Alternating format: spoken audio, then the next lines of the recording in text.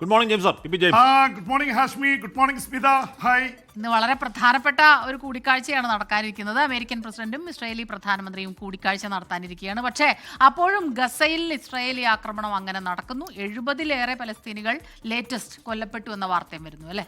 Gaza യുദ്ധം അവസാനിപ്പിക്കുന്നത് സംബന്ധിച്ച കൂടിക്കാഴ്ചയിൽ തീരുമാനമുണ്ടാകുമെന്ന് അമേരിക്കൻ മാധ്യമങ്ങൾ പറയുന്നുണ്ട്. ജെയിംസ് സാർ, ഈ എന്താണ് ഒരുപക്ഷെ ഹിറ്റ്ലറെ പോലെ വംശഹത്യ നടത്തി ലോകം ഒട്ടാകെ വെറുക്കപ്പെട്ട ഹിറ്റ്ലറെ പോലെ അടുത്ത വെറുക്കപ്പെട്ടവനാണ് ബെഞ്ചമിൻ നെതന്യാഹു എന്ന് ലോകരാഷ്ട്രങ്ങളൊക്കെ പറയുന്നു. UN പൊതുസഭയിൽ വലിയ കൂവലോടുകൂടി ആളുകൾ കൂട്ടത്തോടെ ഇറങ്ങി പോകുന്നു. പക്ഷേ ആ വംശഹത്യ നിർത്താൻ നെതന്യാഹുവിന് പദ്ധതിയില്ല. ഹാഷ്മി, നമ്മളത് വളരെ സീരിയസ് ആയിട്ട് കാണേണ്ട ഒരു വിഷയമാണ്. കാരണം ഇന്നത്തെ ചർച്ചയ്ക്ക് വലിയ പ്രാധാന്യമുണ്ട്. എന്തായാലും അമേരിക്കൻ പ്രസിഡന്റ് ഡൊണാൾഡ് ട്രംപും ഇസ്രായേൽ പ്രധാനമന്ത്രി ബെഞ്ചമിൻ നെതന്യാഹുവും ഇന്ന് ഇന്ത്യൻ സമയമാകുമ്പോൾ രാത്രി വൈകിയായിരിക്കും അവർ കൂടിക്കാഴ്ച നടത്തുമ്പോൾ ലോകം മുഴുവൻ ആകാംക്ഷയോടെ കാത്തിരിക്കുകയാണ്. പക്ഷെ അതിനിടയിലും ഇസ്രായേൽ കുറയ്ക്കുന്നില്ലെന്ന് മാത്രമല്ല, ആക്രമണത്തിൻ്റെ ശക്തി കൂട്ടിയിരിക്കുകയാണ്.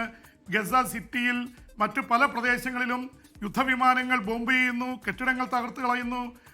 70-ലേറെ പലസ്തീനികൾ കൂടി കൊല്ലപ്പെട്ടു എന്ന വാർത്ത വരുന്നു. ഒരുപക്ഷെ നമ്മളെ സങ്കടപ്പെടുത്തുന്നത് ഇത് വെറും സംഖ്യയല്ല, ജീവനുകളാണ്. ഇപ്പോൾ ഈ മണിക്കൂറുകളിൽ അത് 66,000 കടന്നിരിക്കുന്നു. ഏതാണ്ട് 66,010 എന്നൊക്കെ പറയുന്ന സംഖ്യ.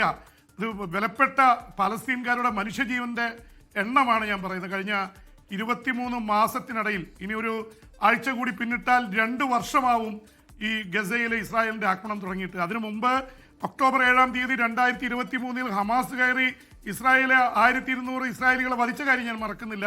അതേ തുടർന്നാണ് യുദ്ധമുണ്ടായത്. എന്തായാലും അതിപ്രധാനമായിട്ടുള്ള ഒരു കൂടിക്കാഴ്ചയാണ് നടക്കാനിരിക്കുന്നത്. കാരണം അമേരിക്കൻ മാധ്യമങ്ങൾ, റോയിട്ടേഴ്സ്, ആക്സിയോസിൻ്റെ വളരെ പ്രശസ്തനായിട്ടുള്ള യുദ്ധ പ്രമുഖനായിട്ടുള്ള ഡേവിസ് ബാൻ അടക്കം ഒരുപാട് പേര് പ്രവചിച്ചിരിക്കുന്നത് വെടിനിർത്തലിൻ്റെ തീരുമാനമുണ്ടാവും, ഒപ്പം തന്നെ യുദ്ധം അവസാനിപ്പിക്കാനുള്ള സാധ്യതയുണ്ട്. കാരണം ഇതിൽ പ്രധാനപ്പെട്ട ഒരു ഇതുള്ളത്, ഈ ചർച്ചയ്ക്ക് മുമ്പേ അറബ് നേതാക്കളുമായി സംസാരിച്ചാണ് ട്രംപ് 21 പോയിന്റുള്ള പദ്ധതി തയ്യാറാക്കിയിരിക്കുന്നത്. അതിൽ പറഞ്ഞിരിക്കുന്നത് ഹമാസിനെ ഒഴിവാക്കണം, അറബ് രാജ്യങ്ങൾ ഗസയുടെ നിയന്ത്രണം ഏറ്റെടുക്കണം, ഇസ്രായേൽ ഗസ വിട്ട് പോകണം, ബന്ദികളെ മുഴുവൻ വിട്ടയക്കണം. അതിൽ ആകെ 20 പേരെ ജീവനോടെ ഇരിക്കുന്നുള്ളൂ ബന്ദികൾ. കാരണം 250 ബന്ദികളെ 2 വർഷം മുമ്പ് കൊണ്ടുപോയതിൽ 200 പേരും വിട്ടയച്ചു കഴിഞ്ഞാൽ കുറേ പേര് മരിച്ചാണ് കിട്ടിയത്. ഇനി 48 മുതൽ 50 പേര് ബാക്കിയുണ്ട്. ഇപ്പം തന്നെ ഹമാസ് പറഞ്ഞിട്ടുണ്ട്, നിങ്ങൾ ഗസ സിറ്റി ആക്രമിക്കുമ്പോൾ 2 ബന്ദികളുമായിട്ടുള്ള ബന്ധം നഷ്ടപ്പെട്ടു കഴിഞ്ഞു, നിങ്ങൾ 24 മണിക്കൂർ യുദ്ധം നിർത്തിവെക്കണം, ഇല്ലെങ്കിൽ അവരുടെ ജീവൻ അപകടത്തിൽ, അവരെക്കുറിച്ച് ഒരു ബന്ധവും കിട്ടുന്നില്ല, അവർ ബോംബിങ്ങിൽ മരിച്ചോ എന്നറിയില്ല എന്ന് പറയുന്നുണ്ട്. എന്തായാലും വല്ലാത്ത രീതിയിലാണ് കാര്യങ്ങൾ പോയിക്കൊണ്ടിരിക്കുന്നത്. അതിനിടയിൽ ഒരു പക്ഷേ വന്നിരിക്കുന്ന വലിയൊരു വെളിപ്പെടുത്തൽ കൂടി പറയാം ഹാഷ്മി. പ്രത്യേകിച്ച് ഇറാനും ഇസ്രായേലും തമ്മിൽ 12 ദിവസത്തെ ഏറ്റുമുട്ടൽ ഉണ്ടായപ്പോൾ ഒരുപാട് ചർച്ചകൾ വന്നതാണ്.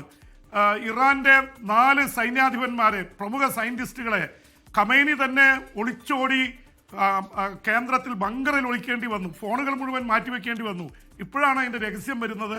ഈ പ്രധാന നേതാക്കളുടെ ഒക്കെ ചുറ്റും അവർ കൊണ്ടുനടന്നിരുന്ന മൊബൈൽ ഫോണുകൾ, അത് അവരുടെ സെക്യൂരിറ്റി ഗാർഡുകളുടെ നമ്പറുകൾ ചോർത്തിയാണ് അവരെവിടെ ഉണ്ടെന്ന് അറിഞ്ഞ് മിസൈലുകളും അതുപോലെ ഡ്രോണുകളും അയച്ച് അവരെയൊക്കെ കൊലപ്പെടുത്തി എന്ന വാർത്ത വരുന്നു. ഇതേക്കുറിച്ചുള്ള ഒരുപാട് വെളിപ്പെടുത്തൽ വരുന്നുണ്ട് സ്മിത, ഹാഷ്മി. ശരി.